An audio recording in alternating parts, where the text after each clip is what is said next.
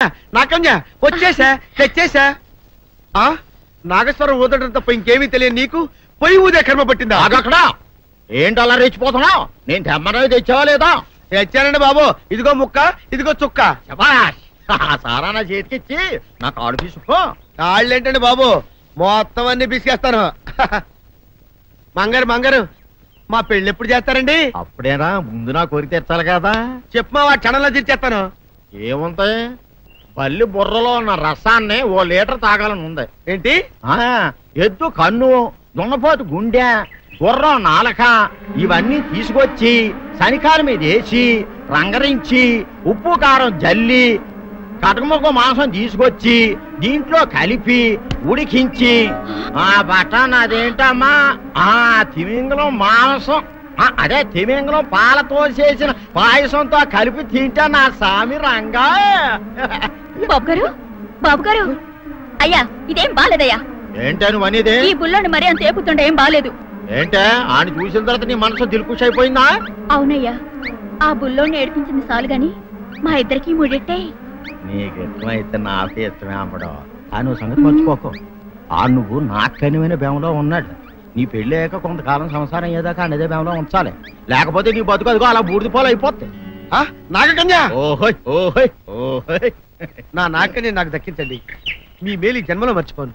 ఇదిగా నా మేలు మర్చిపోయినా పర్వాలేదు గాని ఓ సంగతి మాత్రం మర్చిపోకం. ఏంటండి? నా కూతురు పెళ్ళయ్యాక దానికి కంటమటగానో నీటి చొక్కన కారిందో కాట్లే పెట్టా కారణమనండి. శబాష్ శబాష్, అయితే నీ షాదీ రేపారా? నాకన్యా, అమ్మా, నాన్న, నాన్న, గౌరీ బయటికి రండి. నా పెళ్ళాన్ని తెచ్చా. ఏంటమ్మా అలా తడిసిన చెక్కలా బిగుసిపోయారు? నేను ఇన్నాళ్ళు చెప్తూ వచ్చానే నా కోసం నాగసుందరం వెతుక్కుంటూ వస్తుందని. ఇదే ఫ్రెష్ గా బేతాళం నుంచి, సారీ పాతాళం నుంచి వచ్చింది సర్పసుందరి. పెళ్లి చేసుకుని వచ్చా. నమస్కారం అత్తయ్య గారు. అమ్మా అమ్మా, ఇదేవతా నీకు టోపీ వేసిందిరా నాయనా. ఏమండి ఏమండి, ఏంటి మిమ్మల్ని అనేది అంటుంది?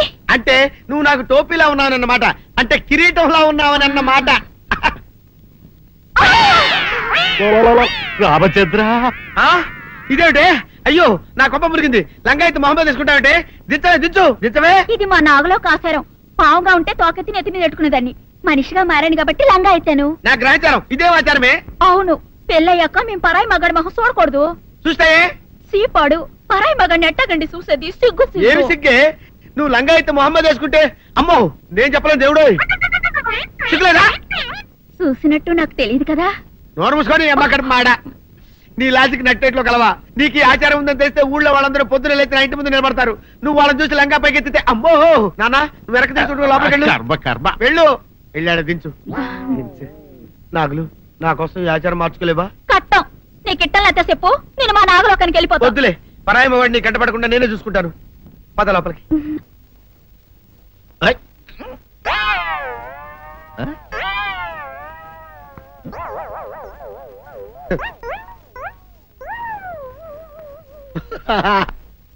అల్లుడు గారు, ఇదేంటండి ఎవరో చచ్చిపోయినట్టు దిగాలుగా కూర్చున్నారేంటండి? మావా, అల్లుడు అల్లుడు, నా బేటీకి బేటీకి ఏమీ కాల.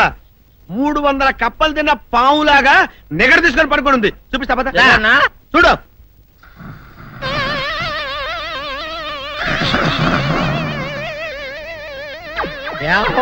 ఏమైంది?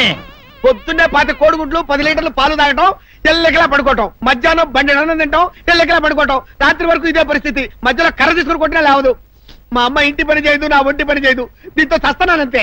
ఓహో, అంతే కదా, అర్థమైపోయింది, సమజైపోయింది. అల్లుడు, నీ కష్టాన్ని సిటీలో తీర్చేస్తా. ఆమె ఉందా? గోల్డ్ ఎంత ఉంది? 3 సుక్కలు చాలు.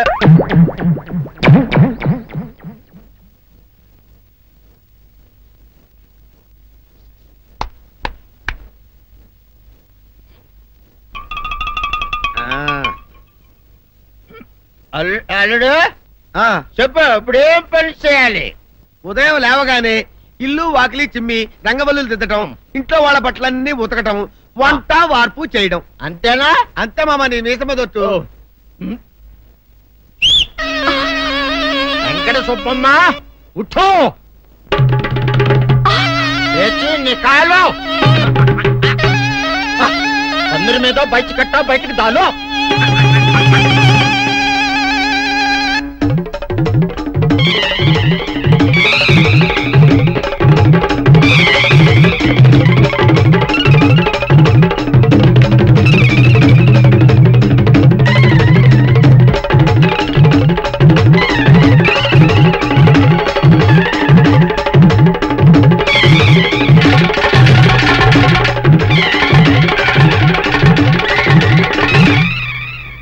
అచ్చా అచ్చా ఇప్పుడు బయటనా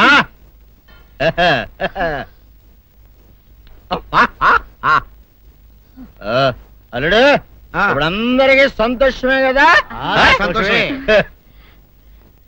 అమ్ముడు వెళ్ళొస్తా వెళ్తూ మావ నీ కూతురు ఇంటి పని అంతా శుభ్రం చేసింది అది అంటే అది మరి ఆ పను నీ పైన ఓహో అర్థమైంది అల్లుడు అర్థమైంది అల్లుడు రాత్రికి శోభనంగా అందంగా అలంకరించుకో ఆ తర్వాత నేను చూస్తా ఆ శ్రమ నీకెందుకులే మావా సాధారణంగా అల్లుళ్ళు కట్నం కింద కార్లు స్కూటర్లు వాచీలు ఉంగరాలు అడుగుతారు కదా నేను నిన్ను ఇప్పుడేమైనా ఏమైనా అడిగానా మావా ఏం అడగాలా ఇప్పుడు చిన్న చిరుకాన కోరతాను కాదనకుండా ఇస్తావా మావా బిల్కుల్ తప్పకుండా ఇస్తావు కదా మావా ఓ నా మాట కాదనగను మావా అన్న ఒట్టు ఒట్టా నీకు దండం పెడతా నీ డోలీ మావా ఎందుకు? నిన్ను తీసుకొని వాయించి మీ అమ్మాయి చేత పని చేయించుకుంటా ओहा ओहा क्या दिमाग है रे तुम्हारा बेटा बजाओ ले जाओ ये डोल अच्छा तरह बजाओ बजाता मावा तू जाओ तू जाओ जातू रे बजाता मावा सर्प सुंदरी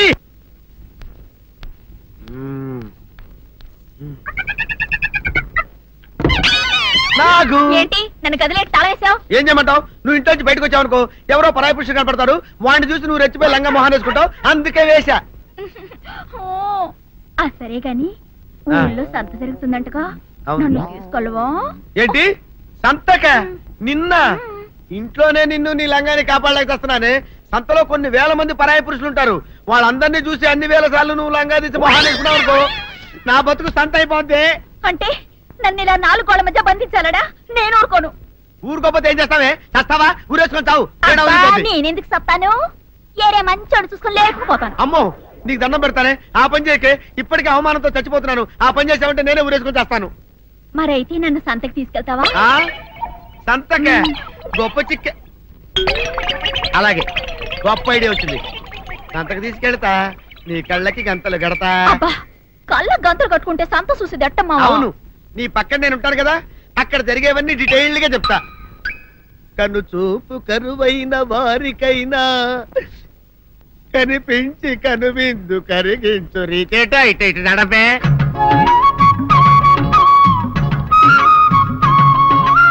ఏంటండి మీ ఆవిడ హళ్ళకి హొత్తహచ్చారు? ఏం చేయమంటావు నాయన? సంతలో ఇంతమందికి కళ్ళకి గంటలు కట్టలేను కదా. అసలు హొద్దెందుకు హత్తాలండి? ఇప్పుడు చెబితే దడుచుకొని చస్తావు గాని తీరికి దొరికినప్పుడు ఇంటికి రా డీటెయిల్డ్ గా చెప్తా. వంతలుగా హమ్మంతాలా ఇవాళ హోల్ తెచ్చుకోమంతాలా?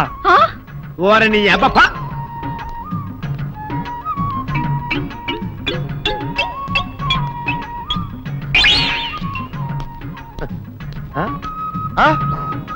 దొంగ దొంగ దొంగ పట్టుకోండి పట్టుకోండి దొంగ పట్టుకోండి పట్టుకోండి అయ్యో పరాయి పురుషులు పట్టుకోండి పట్టుకోండి దొంగ దొంగ విధవా దొంగ దొంగ నన్ను పట్టుకోవడం కదా. అక్కడ చూడు సూపర్ సీన్. తిరిగితే పారిపోదాం అనుకుంటున్నావా? ఏం జరుగుతుంది అక్కడ?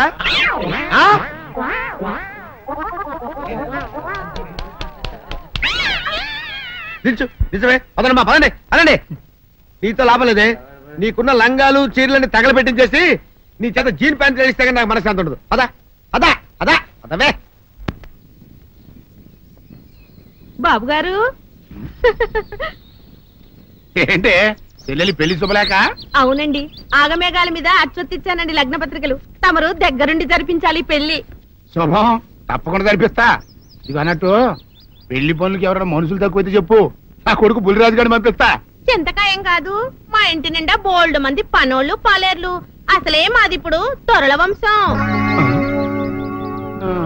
వస్తానండి. అవతల బోల్డ్ మందికి వంచాలి లగ్న పత్రికలు.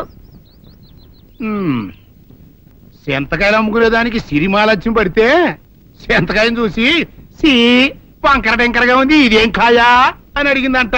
అట్టుంది దీని కథ. డాడీ ఏంట్రా ఇది విషయం, ఇది కిరసనాయలు, ఇది తాడు. అర్జెంట్ గా చచ్చిపోవాలంటే ఈ మూడిట్లో ఏది బెటరో చెప్పు డాడీ. ఈ ఇసం తాగి ఈ కిరసనాయలు మీద వేసుకుని ఈ తాడు ఊరేసుకుని అగ్గిపూల లపక్కన వెలిగించుకున్నారనుకో టపక్కన ఎగిరిపోతారా. అవును, ఎంతకీ ఈ ఏర్పాట్లన్నీ ఎవరి సాగు కోసమో? నేనే ఆత్మహత్య చేసుకుందాం అనుకుంటున్నాను.